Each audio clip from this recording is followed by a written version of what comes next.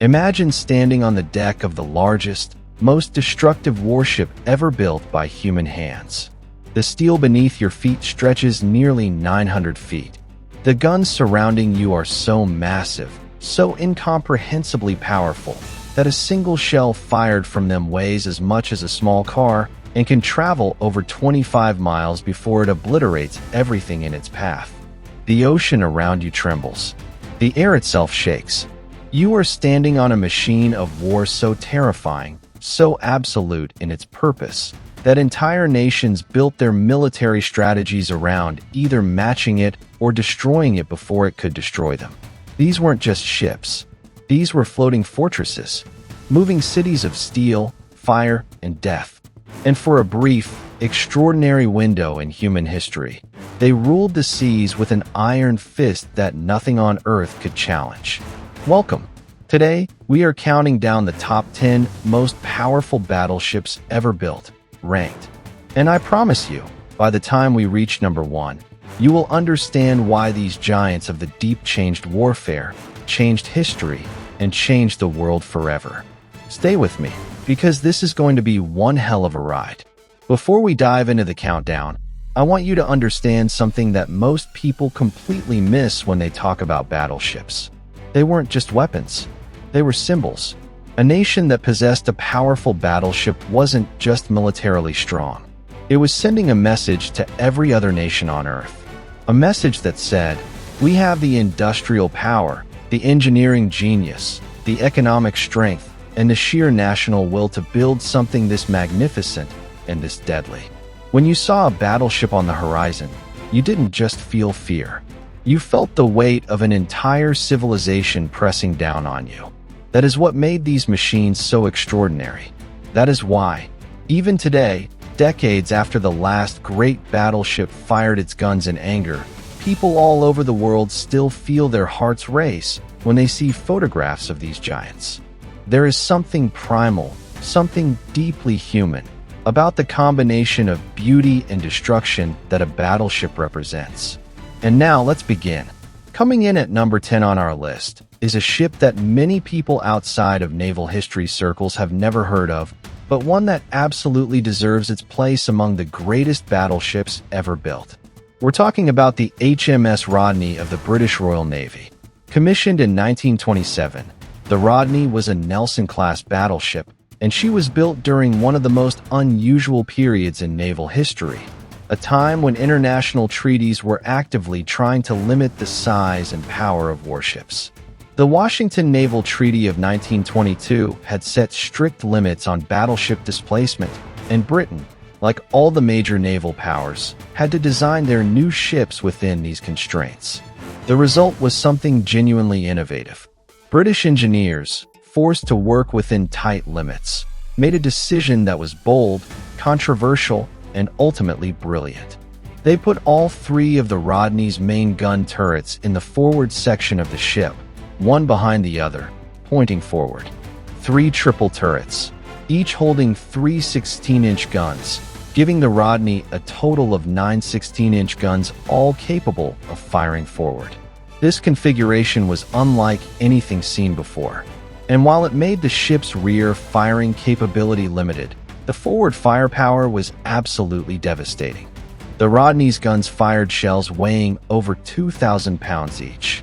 When all 9 guns fired together, the blast was so powerful that crew members had to brace themselves or risk being knocked off their feet by the concussive force. The ship itself would actually shift sideways in the water from the recoil. But it's not just the firepower that earns the Rodney her place on this list. It's what she did with that firepower. On May 27, 1941, the HMS Rodney participated in one of the most famous naval battles of World War II, the sinking of the German battleship Bismarck. We'll talk more about the Bismarck later in this countdown, but for now, understand that the Bismarck was considered virtually unsinkable by the Germans, one of the most powerful ships afloat. The Rodney, along with the King George V, engaged the Bismarck in a brutal, close-range gun battle that lasted nearly 2 hours. The Rodney's 16-inch shells tore through the Bismarck's armor, destroying her gun turrets, setting her superstructure ablaze. and reducing her to a burning wreck. The Rodney fired over 300 main battery shells during that engagement. Her contribution to the destruction of the Bismarck was decisive and absolute. After the war, the Rodney served on before being decommissioned and scrapped. But her legacy endures. She proved that innovative design thinking, even under the constraints of treaty limitations, could produce a warship capable of defeating the very best that an enemy could field. Moving up to number 9, we arrive at a ship that represented the pinnacle of French naval engineering and ambition between the wars. The Richelieu. France, throughout the 1930s, was engaged in a kind of naval arms race with Italy, both nations watching each other nervously as the political situation in Europe deteriorated. The Italians were building powerful new battleships, the Littorio class, and France needed to respond. The result was the Richelieu class, and the lead ship of that class, the Richelieu herself, was extraordinary. Like the British Rodney, the Richelieu concentrated her main armament forward, but in this case the arrangement was 2 quadruple turrets, each carrying 4 15-inch guns. 8 15-inch guns, all forward, capable of firing a broadside that was among the most powerful in the world. The Richelieu was also exceptionally fast for a ship of her size, capable of reaching speeds of over 30 knots, which made her not just powerful, but tactically flexible in ways that older, slower battleships simply were not. The Richelieu story during World War II is one of the most dramatic and complicated of any warship in history. When France fell to Nazi Germany in June of 1940, the French fleet suddenly became a wild card in the global struggle. Would the French ships join the Allied cause, or would they fall into German or Vichy French hands? The Richelieu was still incomplete when Germany invaded, and she was evacuated from her shipyard and sent to Dakar in French West Africa. There, she came under attack twice, first by British torpedo bombers, and then by American forces during Operation Torch in 1942. Despite taking damage, the Richelieu survived both attacks, a testament to the quality of her construction and the resilience of her design. She eventually joined the Allied cause and was refitted in American shipyards, emerging as one of the most modern and capable battleships afloat. She served in the Pacific and in various theaters before the war's end, earning a reputation as a tough, powerful, and battle-hardened warship. The French are not often celebrated in naval history circles, but the Richelieu stands as proof that French naval engineering was world-class, capable of producing a ship that could hold its own against any opponent. At number 8, we have a ship that represents a fascinating chapter in American naval history, one that combines tremendous power with a story of survival against almost impossible odds. The USS Nevada. Launched in 1914, the Nevada was the lead ship of her class and represented a massive leap forward in American battleship design.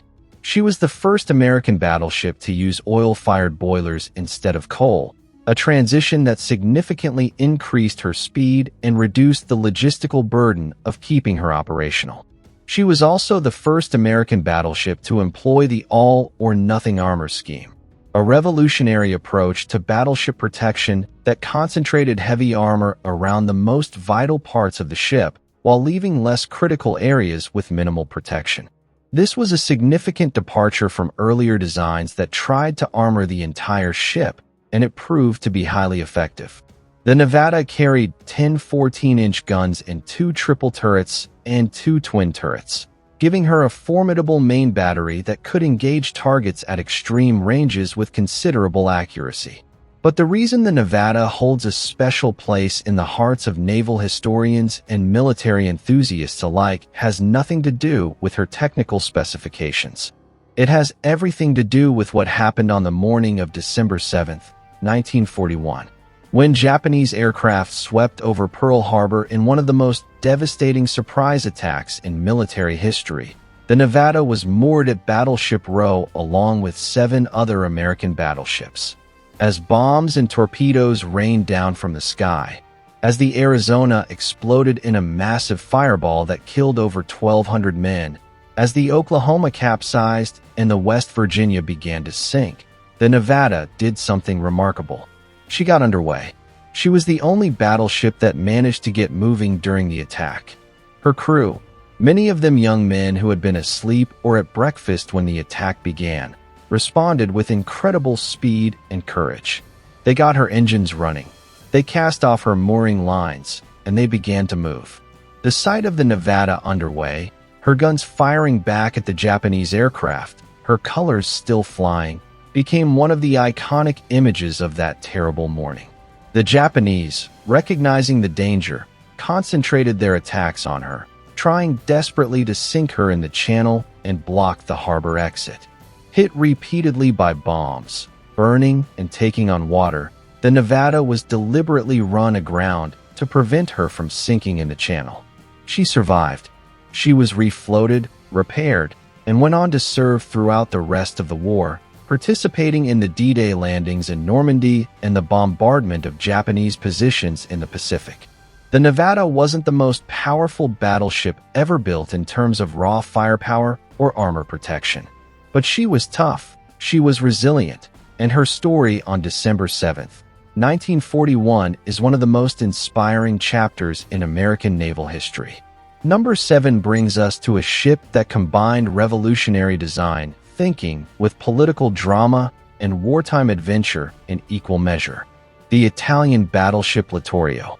Italy, under Mussolini, was deeply invested in the concept of naval power as national prestige, and the Littorio-class battleships were the physical expression of Italian ambition in the Mediterranean. Laid down in 1934 and completed in 1940, the Littorio was a genuinely impressive warship by any standard. She displaced over 45,000 tons at full load, carried 9 15-inch guns and 3 triple turrets, and was armored with one of the most sophisticated protection systems of her era, the Pugliese Torpedo Protection System, which used a unique arrangement of cylinders and void spaces designed to absorb the energy of underwater explosions. She was also fast, capable of over 30 knots, which placed her in the elite category of fast battleships that could both fight and maneuver with equal effectiveness. Number 5. Now we are truly in the realm of the legendary. The Tirpitz, sister ship of the Bismarck, and arguably the most strategically important battleship of World War II, not because of what she did, but because of what she threatened to do. The Tirpitz was the largest warship ever built in Europe, displacing over 52,000 tons at full load, carrying 8 15-inch guns and 4 twin turrets, protected by armor plating up to 13 inches thick in her main belt, and capable of reaching speeds of over 30 knots. She was a formidable weapon in every objective measure. But it was her mere existence in the Norwegian fjords that made her so strategically significant. Winston Churchill called the Tirpitz the Beast, and the Beast cast a shadow over Allied naval planning in the Atlantic for nearly 3 years. As long as the Tirpitz lurked in those Norwegian fjords, the Royal Navy could never fully commit its capital ships elsewhere. Every convoy heading to the Soviet Union through the Arctic faced the possibility that the Tirpitz might sortie, and if she did, there would be very little that could stop her from tearing through the convoy escorts and destroying everything in sight. In July 1942, the mere report that the Tirpitz had put to sea caused the British Admiralty to order the Allied convoy PQ-17 to scatter, abandoning the convoy escorts. The result was catastrophic. German aircraft and submarines sank 24 of the 35 merchant ships in the convoy. The Tirpitz hadn't even engaged the convoy. She had never fired her main guns in anger at an enemy ship. Her presence alone had been sufficient to cause one of the greatest convoy disasters of the war. The British became obsessed with destroying the Tirpitz. They sent midget submarines that placed charges beneath her hull and temporarily disabled her. They sent carrier aircraft on multiple raids. They sent RAF Lancaster bombers carrying specially designed 12,000-pound tallboy bombs, deep penetration weapons designed specifically to defeat the Tirpitz's armor. Finally, on November 12, 1944, the The Lancaster bombers found her and scored multiple direct hits. The Tirpitz capsized and sank in Tromsø Fjord, taking over 1,000 of her crew to the bottom with her. The beast was finally dead, but the Tirpitz's legacy was secure. She had tied down enormous Allied resources, shaped convoy strategies, and influenced the course of the war in the Atlantic simply by existing. In terms of strategic impact per gun fired, no ship in history can match her. We are at the halfway point, and things are about to get extraordinary. At number 4, we have the ship that, for many naval historians, represents the single greatest achievement of German naval engineering in World War II. The Bismarck. Few ships in history have captured the imagination of the world the way the Bismarck has. Built in Hamburg and launched in 1939, the Bismarck was a supremely confident expression of German military power. She displaced over 50,000 tons at full load, mounted 8 15-inch guns and 4 twin turrets, was protected by armor exceeding 13 inches in places, and was capable of reaching speeds of 30 knots. Her fire control systems were among the most advanced in the world, capable of engaging targets at ranges exceeding 25 kilometers with remarkable accuracy. The Bismarck's operational history was brief but absolutely electrifying. In May 1941, she sortied into the Atlantic with the heavy cruiser Prinz Eugen on Operation Regenbogen, a commerce-raiding mission intended to disrupt Allied supply lines. The Royal Navy responded by sending a powerful force to intercept her. On May 24, 1941, in the Denmark Strait between Iceland and Greenland, the Bismarck and Prinz Eugen encountered the British battlecruiser Hood and the new battleship Prince of Wales. The Hood was the pride of the Royal Navy, the most famous warship in the world, a symbol of British naval supremacy that had visited ports all over the globe in the years before the war. And in less than 10 minutes, the Bismarck destroyed her. A 15-inch shell, believed to have penetrated the Hood's thin deck armor and detonated in her main magazine, caused a catastrophic explosion that tore the Hood apart. She sank in 3 minutes. Of her crew of 1,418 men, only 3 survived. The sinking of the Hood sent shockwaves through Britain and through the entire naval world. Nothing like this had been expected. The Hood was supposed to be invincible. The Bismarck had just proven otherwise. Churchill immediately ordered every available warship to find and sink the Bismarck. What followed was one of the greatest naval pursuits in history. The Bismarck, damaged slightly by the Prince of Wales, was heading for the French port of Saint-Nazaire for repairs when she was spotted by a long-range aircraft. Torpedo bombers from the aircraft carrier Victorious managed to score a hit that did little damage, and for a critical period the Bismarck disappeared into the Atlantic, and it seemed she might escape. Then, on May 26th, a Catalina flying boat relocated her. Torpedo bombers from the carrier Ark Royal were dispatched, and in a moment of extraordinary good fortune, one of their torpedoes struck the Bismarck's stern and jammed her rudders. Unable to steer, sailing in helpless circles, she was doomed. The next morning, the battleships Rodney and King George V closed in and engaged her in the brutal final battle we mentioned earlier. Hit by hundreds of shells, her turrets destroyed, her superstructure a burning ruin, the Bismarck's crew opened the seacocks and scuttled her. She sank at 10:39 in the morning on May 27, 1941. Of her crew of over 2,000, only about 114 were rescued. The Bismarck remains one of the most studied, most analyzed, most celebrated warships in history. The combination of her devastating power, her brief but spectacular career, and the extraordinary pursuit and battle that ended her life has ensured her a permanent place in the pantheon of great warships. Number 3. And here we enter what many consider sacred ground in naval history: the Iowa-class battleships of the United States Navy. The finest, most balanced, most capable battleships ever produced by any nation. There were 4 Iowa-class ships completed during World War II: the Iowa, the New Jersey, the Missouri, and the Wisconsin. Together, They represented the absolute pinnacle of American industrial and engineering achievement. Each Iowa-class battleship displaced over 57,000 tons at full load, carried 9 16-inch guns capable of firing shells weighing nearly 2,700 pounds to ranges exceeding 23 miles, was protected by armor up to 17 inches thick on her main turret faces, and was capable of reaching speeds of over 33 knots, which made her faster than most cruisers and destroyers of her era. That combination of firepower, protection, and speed was simply unmatched by any other battleship in history. The Iowa-class ships were also remarkably long-lived. The Iowa herself was commissioned in 1943 and served in World War II, Korea, and was reactivated in the 1980s during the Reagan administration's naval buildup, updated with Tomahawk cruise missiles and Harpoon anti-ship missiles before finally being decommissioned for the last time in 1990.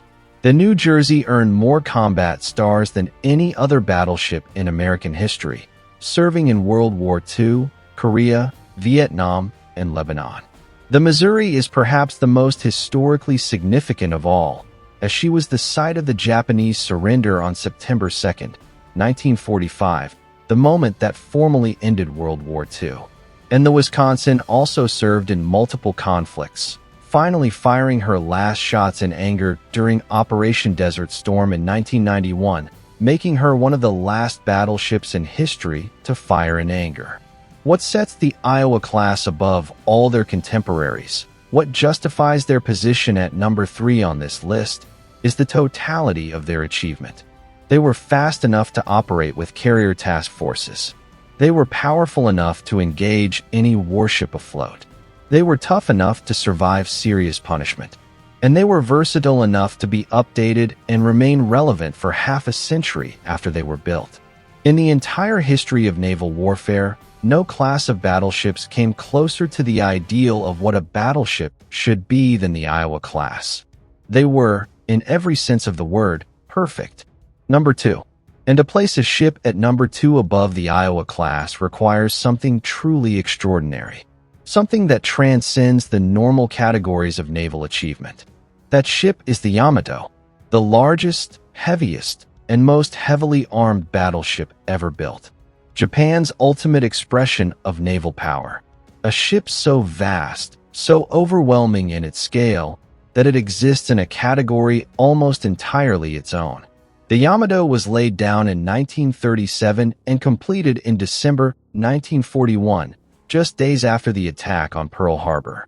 She was built in secrecy so complete that her true dimensions remained unknown to Western intelligence services for years after the war. And when those dimensions were finally revealed, they shocked the world. The Yamato displaced over 72,000 tons at full combat load. She was 263 meters long.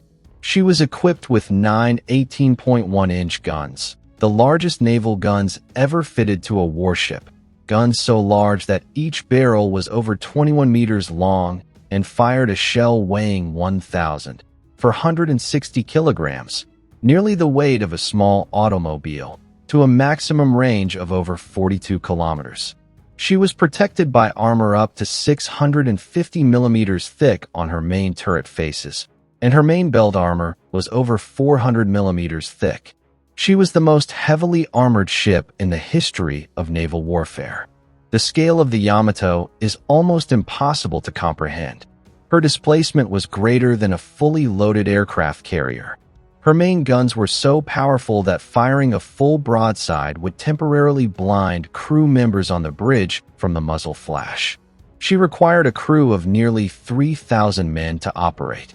She burned so much fuel that the Imperial Japanese Navy, increasingly starved of oil as the war progressed, was reluctant to send her on operations where she might be exposed to significant risk. And that reluctance, that caution born of the astronomical cost of building and maintaining her, meant that the Yamato spent much of the war in port or on limited operations, a magnificent symbol that was never quite used to its full potential. She did see action. She participated in the Battle of Leyte Gulf in October 1944, the largest naval battle in history, where she was part of the Japanese force that came agonizingly close to devastating the American landing forces at Leyte Gulf. She engaged American escort carriers and destroyers in what became known as the Battle off Samar, a chaotic, desperate action in which a small force of American escort carriers and destroyers fought with extraordinary courage against a far superior Japanese force. The Yamato and her consorts turned back before completing their mission, a decision that remains controversial to this day. But the Yamato's final mission is the one that defines her legacy. In April 1945, as American forces closed in on the Japanese home islands, Japan launched Operation Tengo, a desperate final sortie by the Yamato and a small escort force. Their mission was suicidal. They were to sail to Okinawa, beach themselves if necessary, and use their guns to support Japanese ground forces fighting the American invasion. They had enough fuel for a one-way trip. They had no effective air cover. It was a death sentence. On April 7, 1945, swarms of American carrier aircraft found the Yamato. Over 380 aircraft attacked her in waves. She was hit by at least 11 torpedoes and 6 bombs. She rolled over and sank in a massive explosion that was visible from the Japanese coastline over 200 kilometers away. Of her crew of nearly 3,000 men, only 276 survived. The Yamato was gone, and with her, the age of the battleship effectively ended. No ship before or since has matched her sheer scale and physical power. She remains, and will likely always remain, the most physically impressive warship ever constructed. And now we have arrived at number 1. And you might be wondering, how can any ship rank above the Yamato? How can anything surpass the largest, most heavily armed warship in history? The answer is that raw size and firepower, while impressive, are not the only measures of a battleship's greatness. What we're looking for at number 1 is the complete package. Firepower, protection, speed, strategic importance, combat effectiveness, longevity, historical impact, technological innovation, and the ability to perform when it mattered most against the best opponents the world could field under the most demanding conditions imaginable. And by all of those measures, the ship that sits at number 1 on this list is the entire Iowa class considered as a system represented most completely by one specific vessel, but more accurately by what the class as a whole achieved and what it represented. Actually, let me be more precise about our number 1, because to be truly honest with the data, to truly honor the complexity of what makes a battleship great, our number 1 must be given to the ship that changed everything. Not just the ship that was the biggest, or the fastest, or the most heavily armed in isolation, but the ship whose existence, whose design philosophy, whose combat record, and whose historical impact fundamentally altered naval warfare and set the template that all subsequent battleships would follow. And that ship is the HMS Dreadnought of 1906. I know some of you are already arguing with your screens. The Dreadnought? She wasn't the biggest. She wasn't the most powerful. She wasn't the fastest. Her 10 12-inch guns pale in comparison to the Yamato's 9 18-inch behemoths. Her displacement of 18,000 tons is tiny compared to the Yamato's 72,000. How can she possibly be number 1? Here is how. The HMS Dreadnought, launched in 1906 and commissioned into the Royal Navy, was so revolutionary, so completely ahead of everything that had come before, that the moment she entered service, she made every other battleship in the world obsolete. Every single one. Not just the enemy's ships, Britain's own ships, every navy in the world. She rendered them all obsolete overnight. She was so advanced that all battleships built before her were immediately reclassified as pre-dreadnoughts. She didn't just represent progress. She reset the entire playing field. What did the Dreadnought do that was so revolutionary? She combined, for the first time in a single warship, an all-big gun armament, turbine-powered propulsion for higher speed, and a unified fire control system that allowed her guns to be directed with unprecedented accuracy. Before the Dreadnought, battleships carried a mixed armament of big guns and medium guns, which created enormous difficulties in fire control because the splashes from shells of different sizes were difficult to distinguish at long range. The Dreadnought's all-big gun concept, carrying only one caliber of heavy gun, solved this problem completely. You could now spot your own fall of shot and correct your aim with scientific precision. The Dreadnought could engage an enemy at ranges where the enemy's medium guns could not reach her at all. She could sit outside the range of any opponent and methodically destroy them with her big guns before they could fire a shot in reply. The impact was immediate and world-changing. The entire naval arms race that led up to World War I was driven by the Dreadnought. Germany began building dreadnoughts. America began building dreadnoughts. Japan began building dreadnoughts.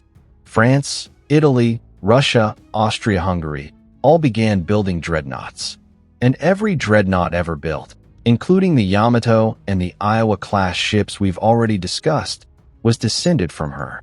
The Dreadnought's design philosophy, scaled up, refined, armored more heavily, armed more powerfully, made faster, was the philosophical and engineering foundation for every battleship that followed her for the next 4 decades.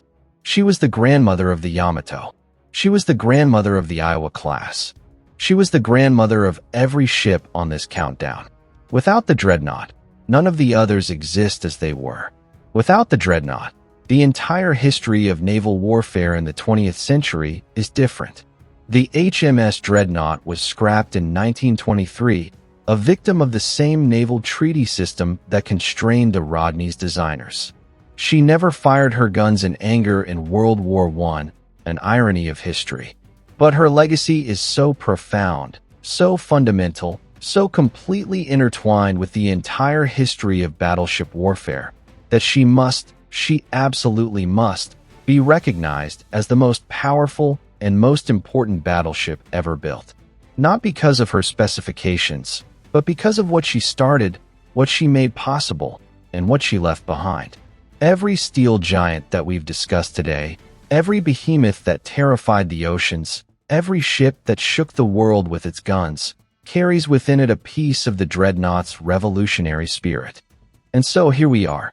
We've traveled from the innovative HMS Rodney and her concentrated forward armament, through the dramatic career of the French Richelieu, through the inspiring survival story of the USS Nevada at Pearl Harbor, through the powerful Italian Littorio and her Mediterranean battles, through the tragic last run of the Scharnhorst in Arctic darkness, through the strategic ghost of the Tirpitz haunting Allied convoy routes from her Norwegian fjord, through the electrifying brief career and dramatic sinking of the Bismarck, through the perfect balance of the Iowa-class ships, through the overwhelming physical magnificence of the Yamato, to the revolutionary genius of the Dreadnought.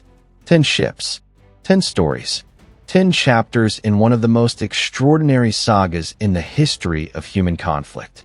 But what does it all mean?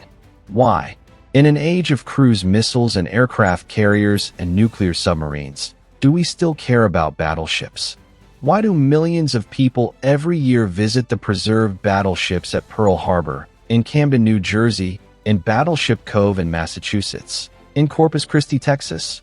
Why do naval museums all over the world report that battleship exhibits are consistently their most popular attractions? I think the answer is something quite profound. Battleships represent a moment in history when human beings built the most powerful, most complicated, most technologically advanced machines their civilization was capable of producing and sent them out to sea to decide the fate of nations. There is something about that combination of scale, power, and human drama that touches something very deep in us. These were not remote, antiseptic weapons. The men who served on them lived inside them, slept inside them, ate inside them, and in many cases died inside them. The story of every battleship is also the story of the thousands of men who called her home. Think about the 3 survivors of the Hood. Think about the 276 survivors of the Yamato. Think about the 36 survivors of the Scharnhorst, pulled from the Arctic Ocean on the night of December 26, 1943. Think about the young sailors on the Nevada, woken from their sleep by the sound of Japanese bombs, who got their ship underway in the chaos of Pearl Harbor. These weren't just battles between machines. They were moments in the lives of real human beings, moments of extraordinary courage and terrible loss, moments that shaped the world we live in today. The age of the battleship lasted roughly from the 1880s to the 1940s. In that time, these steel giants rewrote the rules of naval warfare, drove the most intense arms races in history, served as symbols of national power and prestige, and in their final battles produced some of the most dramatic and heroic episodes in all of military history. They are gone now, or nearly so. The preserved ships that remain are monuments to an era that will never return. But as long as human beings are interested in history, in war, in engineering, in the stories of courage and loss that make us what we are, the great battleships will never truly die. Thank you so much for joining me on this journey through the history of the 10 most powerful battleships ever built. This is exactly the kind of deep dive into military history that I love bringing you, and I hope you found it as fascinating and as moving as I have. If you've stayed with me all the way to the end of this video, I want you to know that I genuinely appreciate your time and your passion for this history. These stories deserve to be told. These ships deserve to be remembered. And these men, the ones who built them, the ones who sailed them, the ones who died in them, they deserve to be honored. Now, before I let you go, I want to ask you a question, and I genuinely want to hear your answer in the comments below. If you could have served on any battleship in history, any ship we've discussed today, or any other battleship from any nation, which ship would you choose and why? Would you choose the sheer, overwhelming power of the Yamato? The perfect balance of the Iowa class? The revolutionary significance of the Dreadnought? The tragic drama of the Bismarck? Or maybe one of the other ships that caught your imagination today? Tell me in the comments. I read every single one, and I respond to as many as I can. Your answers always inspire future videos, so your voice genuinely matters here. And if you haven't already subscribed to this channel, this is the moment. Hit that subscribe button right now. Turn on the notification bell so you never miss a video. Because if you love the kind of deep, detailed, passionate military history content that we make here, there is so much more coming. We've got aircraft carrier histories, submarine warfare, the greatest air battles in history, the most decisive land battles ever fought, and so much more. This is your home for the best military history content on the internet. Welcome to the family. I'll see you in the next one.